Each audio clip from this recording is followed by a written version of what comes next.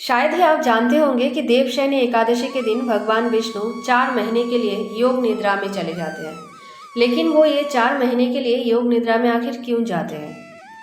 कुछ परंपराओं में ऐसा क्यों कहा जाता है कि इन 4 महीनों में भगवान अपने परम भक्त राजा बलि के साथ सूतल लोक में निवास करते हैं।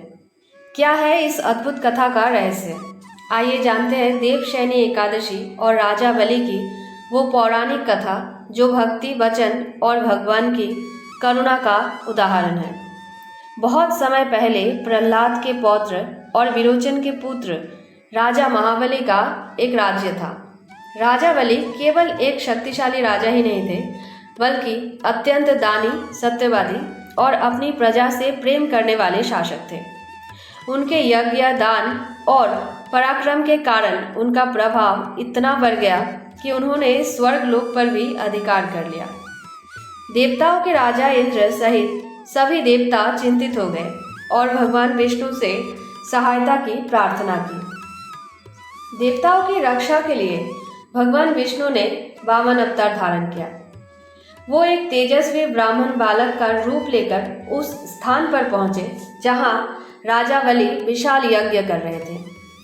राजा बलि ने विनम्रता से कहा, ब्राह्मण देव, बताइए आपको क्या चाहिए। वामन मुस्कुराए और बोले, मुझे केवल 3 पग भूमि चाहिए। सभा में उपस्थित सभी लोग ये सुनकर आश्चर्यचकित रह गए। इतने बड़े सम्राट से केवल 3 पग भूमि? राजा बलि ने तुरंत ये दान देने का निश्चय कर लिया। जैसे ही राजा बलि संकल्प लेने लगे, उनके गुरु शुक्राचार्य ने उन्हें रोकते हुए कहा, राजन, ये कोई साधारण ब्राह्मण नहीं है, ये स्वयं भगवान विष्णु हैं। यदि तुमने 3 पग भूमि देने का वचन दे दिया तो तुम्हारा सब कुछ चला जाएगा। लेकिन राजा बलि ने मुस्कुराकर उत्तर दिया, यदि स्वयं भगवान मेरे द्वार पर याचक बनकर आए हैं तो इससे बड़ा सौभाग्य और क्या हो सकता है। मैं अपना वचन कभी नहीं तोड़ूंगा। राजा बलि के संकल्प करते ही वो छोटे से ब्राह्मण बालक विराट रूप धारण करने लगा। एक पग में भगवान ने पूरी पृथ्वी नाप ली, दूसरे पग में स्वर्ग और पूरे आकाश को नाप लिया और तीसरे पग के लिए कोई स्थान नहीं बचा। भगवान ने राजा बलि से पूछा, अब मैं ये तीसरा पग कहाँ रखूं? राजा बलि ने बिना किसी भय के अपना सिर झुका दिया और बोले, प्रभु, मेरा सिर ही आपका तीसरा पग है। भगवान विष्णु ने उनके सिर पर अपना चरण रखा और उन्हें सूतल लोक भेज दिया। भगवान विष्णु राजा बलि की सत्यनिष्ठा, दानशीलता और अटूट भक्ति से अत्यंत प्रसन्न हुए। उन्होंने कहा, हे बलि, तुमने अपना सब कुछ धर्म के लिए त्याग दिया। मैं तुम्हें सूतल लोक का स्वामी बनाता हूँ।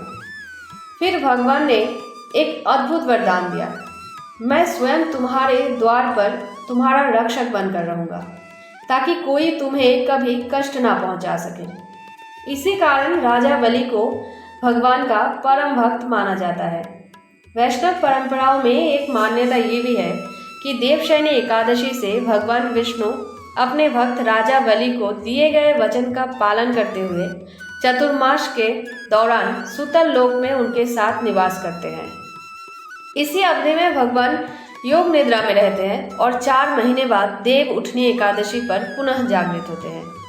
इसीलिए देवशयनी एकादशी से चतुर्मास प्रारंभ होता है। इन 4 महीनों में विवाह, गृह प्रवेश, मुंडन और अन्य मांगलिक कार्य सामान्यतः नहीं की जाती। इसके स्थान पर भक्त जप, तप, दान, व्रत और भगवान के स्मरण में अधिक समय बिताते हैं। ये कथा हमें सिखाती है कि सच्चा दान वही है जिसमें अहंकार ना हो। सच्ची भक्ति वही है जिसमें भगवान पर पूर्ण विश्वास हो। और सच्चा वचन वही है जिसे कठिन परिस्थितियों में भी निभाया जाए। राजा बलि ने अपना राज्य खो दिया, लेकिन भगवान का साथ पा लिया।